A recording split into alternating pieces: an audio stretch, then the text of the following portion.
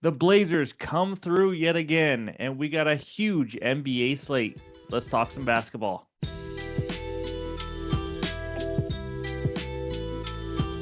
What's going on, everyone? Welcome back in to another episode for Just a Bet Outside. I am your host, Steven, and yes, you can probably hear it. I am under the weather, but I'm still here to hopefully give you some winners and give you all the research help you need for today. What a day yesterday. Holy smokes. It was another profitable day. It was 2-2, but thanks to the Blazers, we have some profit. We even had a push in there as well, but we'll go over all that in the recap in a little bit. But just a quick reminder, the trade deadline is on Thursday. Be very careful with how many bets you place, even though it's a big slate, because there's going to be a lot of moving parts, a lot of rumors out there. It's always kind of a tricky time to place some bets. So, quick heads up: we haven't talked about it yet. The Super Bowl best bets, and preview video will be out late Thursday night or Friday morning for you guys. We are going to go over everything, give you our favorite lean for a side, or maybe best bet for a side, some player props, maybe some anytime touchdowns. We're going to have a lot of fun breaking down the Eagles and the Chiefs as we end the NFL season. But just want to let you know that it will be coming out pretty shortly. But the name that player answer from yesterday, Andre Iguodala, and we had too many guys that got it right to even put it on the screen. You guys are good. I'm just gonna say it. You guys are really good at this trivia stuff. But anyways, Outlier. Any graphics you see in this video are from an app called Outlier. Best betting research tool on the market today. If you guys want to try it out, just click that link below. You get a 7-day free trial. Let's get into it though. We got another name that player. So here we go. Leave a comment below. Let me know who you think this is. This guy played 18 seasons. He won one NBA championship, played for 7 teams, 8-time NBA All-Star, 5-time NBA All-Defensive Team, and 8-time All-NBA team. Let me know what you got. But in this video, we're going to recap yesterday. Again, another winning day. Even if it's small profit at this time of the season, it's always nice to have profit at all. But then we're going to talk defenses versus the small forward position because it's Wednesday. And also because it's Wednesday, we're going to talk the G's of threes. That's right. And then we'll give you our best bets, maybe some leans, and we'll finish it with the recap. So hit that like button if you haven't already. Leave a comment below. Help this channel continue to grow. If you're new to the channel, hit that subscribe button as we're on our way to 40,000 subscribers now. And click that Discord link below. We got a lot of smart minds in there. There's a ton of winners given out yesterday, and just have a lot of fun talking sports every day. So that's what we got. Let's get into it. And that means it's recap time. All right, there it is. At 2-2, small profitable day. We start out with Klay Thompson over 3.5 rebounds. He got 2 offensive rebounds in the fourth quarter on one of those possessions, moved him to 4 and 5. So if you got even 4.5 on a ladder, you cash that too. But that was a nice winner there. Blazers money line. I don't know what else to say, guys. There can't be anyone else doing this. This is 5 in a row now. The first time we bet him was against the spread. The last 4 have been all big plus money line bets. It's been absolutely insane. It's been a fun ride, that's for sure. But they just took care of business. It wasn't even a sweat tonight against the Pacers. They just routed them in the fourth quarter. Cavaliers money line. Sometimes, no matter how much research you do, you realize it's a make or miss league. And Cleveland came out absolutely ice cold, just building houses with bricks. I mean, it was horrendous. You know, they ended up making the game kind of in the fourth quarter, but it never had a chance. Bad read there, and they just didn't come through shooting wise. But Vucevic, I don't know what he was doing in the first half. He did absolutely nothing. His first 8-minute stint in the game, he had 0 points, 1 rebound, 0 assists. He absolutely useless. And he finally picked it up and started getting some rebounds and ended with like 12. Just imagine if he even had just a decent first quarter, decent first half. I have no idea if he's thinking about being traded already or what happened, but just a terrible read, bad loss there. Raptors +6. This one was stressful. They were down 23. This is a push, by the way. No win, no loss. They were down 23 at one point. Then they cut it to 1 in the fourth quarter. They were down 3 with 40 seconds left. Brunson goes down, hits a 3 ball, just a tough one to go down 6. And then they get so many offensive rebounds in their last possession. They brick a first 3, brick a second, brick a third, and then brick a fourth one, I believe, with like 2 seconds left. Luckily, they didn't foul, and they ended up just losing by 6 because they couldn't hit one. But either way, great comeback by them. They were fun to watch, but it was a push. So overall record 188 and 157. We are now up 16.2 units.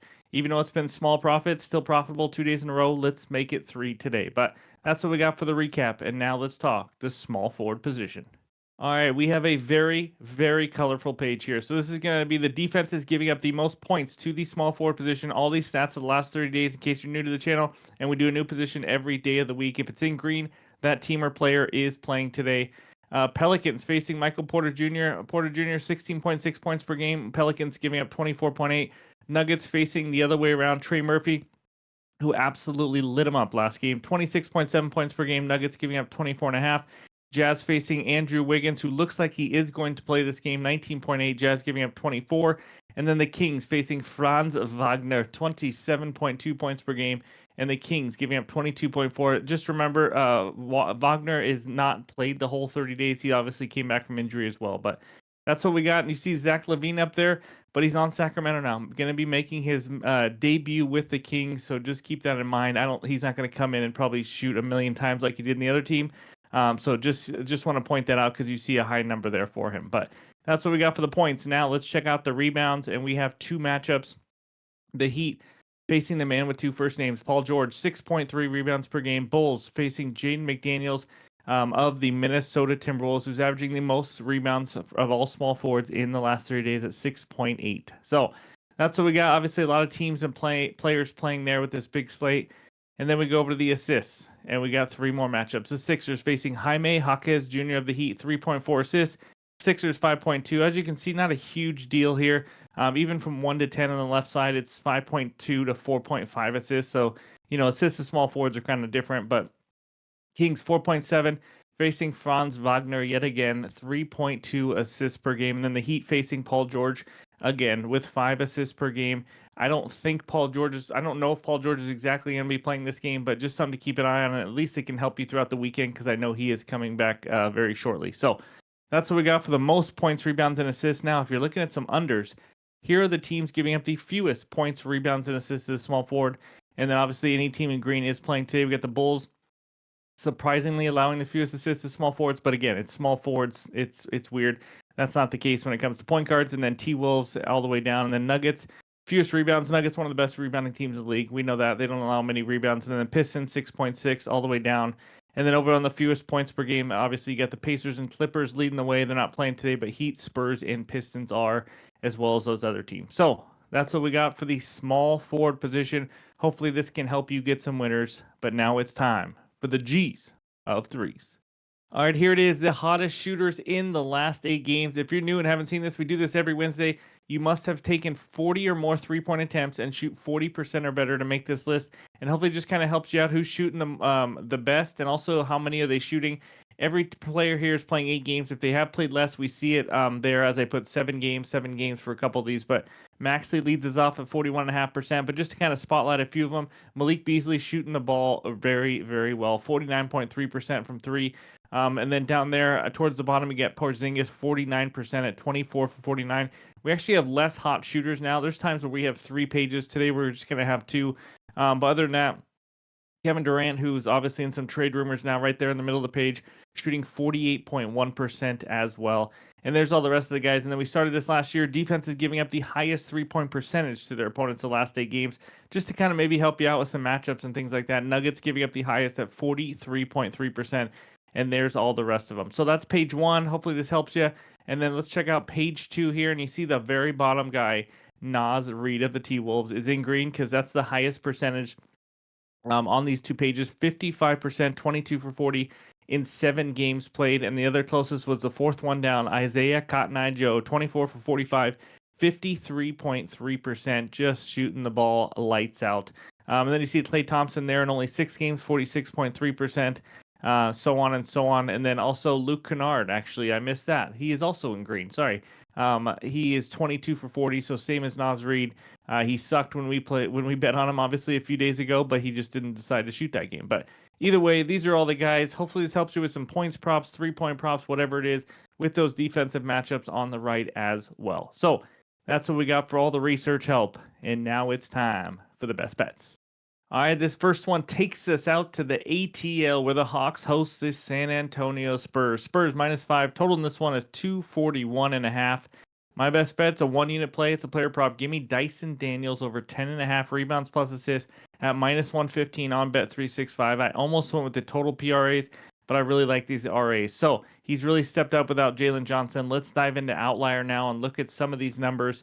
And here is the beautiful Outlier. So we're going to start right away. 2024. This is with Jalen Johnson off the floor. This is just with him not playing. He's out for the season, obviously. He's over this line for an 8 of 13 games without JJ, averaging 10.46 RAs per game. Now, if we scroll down a little bit and we can kind of look at some more numbers in there, he's averaging 9.9 potential assists and 9.2 rebound chances per game for a total of about 19.1. So pretty good potentials there. But let's go back up to the top because if you watch Hawks games, he's been involved a lot more lately. Now let's look at the last 5 with Jalen Johnson out. You can see he's over this in 4 of the last 5 games. He's been just much more involved. He's been playing really well. He's actually averaging 12.2 RAs per game in the last 5. And because of that, obviously his potentials have gone way up. So let's scroll down and look at those numbers now. Now we see 12.4 potential assists per game, 9.8 rebound chances per game. I mean, it's just been huge. 22.2 total potential RAs. We only need him to convert to 11. We just need 11 to cash. So I love his potentials and his usage here. He's also averaging a big 34.7 minutes per game, as you see right there. Is the guy who's going to be guaranteed minutes. Not only is he picking it up offensively, rebounds, assists, points, all that kind of stuff, but his defense alone will keep him on the floor. So now let's go over the matchup over there. This is over the course of the season. Obviously, Spurs 25th in rebounds allowed to shooting guards, 17th in assists allowed. So, above average matchup there. But if you take just the last 30 days to shooting guards, they've allowed the 13th most rebounds and the 9th most assists. So it is a good matchup for him there as well. But another part I absolutely love about this bet, we have a huge 242 total for this game, and it's for a reason, guys. Here's the deal. In the last 10 games, the Hawks are playing at the fastest pace in the NBA. Guess who's playing the third fastest pace? That would be the San Antonio Spurs. This is going to have a ton of possessions. That's why we're going to see a lot of scoring. I love this one. 10.5 is just too low in my opinion. He's been a great all-around player this year for Atlanta. Love the matchup. Love the usage. Love the potentials. Give me Dyson Vacuum over 10.5 rebounds plus assists as my first best bet. All right, this second one is a money line parlay. Give me the Nuggets on the money line and the Kings on the money line. Minus 128 on DK. Yes, it's a little juicy. It's the 1 unit play for me here. You could always, add a dejuicer if you want to go even lower. Thunder money line or something gets you a little bit of plus money, but I'm going to keep this one simple. I won't go too crazy here. The Nuggets are 10.5 point favorites. I think they cover, not just win, but these teams just met a couple days ago. Trey Murphy went absolutely bonkers and scored 41 points just for the Pelicans to lose by 12 still. Pelicans are very undersized. We know that with Messi at center, no Ingram. No Ingram doesn't help, obviously. No DeJounte Murray. Pelicans 4-20 straight up on the road. Ouchie. Nuggets, Westbrook is out. Aaron Gordon is questionable. Gordon didn't play a couple days ago either versus the Pelicans when they won by 12 there. The Nuggets 15-8 at home this season, but they had a rough start to the earlier part of the year. They've been playing much better now. I think Jokic is just going to do whatever he wants, like he did last game when he had a triple-double against the Pelicans. Last 10 games, Nuggets 11th best net rating, Pelicans 20th, and some of those are with DeJounte. Obviously, he's out for the year now too. Nuggets have the third highest rebound percentage. Pelicans are 29th. This is in a complete contrast of skills here in all categories. But really, Nuggets, one of the best rebounding teams in the league. Pelicans are terrible. Huge advantage on the glass there. But Nuggets should absolutely cruise. I mean, I don't need to say much more. I think the Nuggets win pretty easy. This should be the easy leg, knock on wood. But here we go. The second one, Kings money line. Sacramento will be playing their first home game since January 22nd. It's been a long road trip. And you might not know or remember, they're on a 7-game home winning streak right now. They've been playing really well at Sacramento, including wins over Houston, Dallas, Philly, Memphis, Miami, and the Warriors. Yes, they just lost De'Aaron Fox in a trade. You know what? I don't think it. I'm not someone who thinks that's going to matter a ton. They did just beat Minnesota on the road last game without him. Also with Sabonis playing bad. You guys know we took Sabonis and he struggled mightily. LaVine will be making his debut. That's right, Zach LaVine. We'll see how he fits in here, but he does add scoring depth if he's coming off the bench. This Kings offense is really good. This Kings defense we know is not very good, but you know what? This is a great matchup to have a bad defense because they are facing the Orlando Magic. Magic last 10 games, the worst offensive rating in the entire NBA. I'm just going to point that out. That means they're worse than the Nets, Wizards, Hornets, and Jazz. That's brutal. Defense. No one's really talking about this, but their defense has not been playing well either. 21st in defensive rating the last 10 games. No matter how you slice it, it has been really bad for Orlando. They are 1-9 in their last 10 games and been getting crushed in some of these, struggling to score 100 points. even with a bad Kings defense here, they're going to be at home, which is where I want to tail them. And I also want to fade Orlando when they're on the road. They've always struggled on the road. Paolo Banchero just does not look like himself, especially on the road.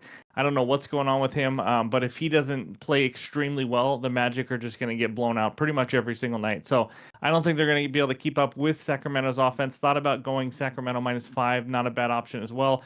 But I'm going to take the money line. So give me the Nuggets and the Kings as a money line parlay for my second best bet. All right, this third one takes us out to Oklahoma City, where the Thunder hosts the Phoenix Suns. Thunder -12. Total in this one is 226.5.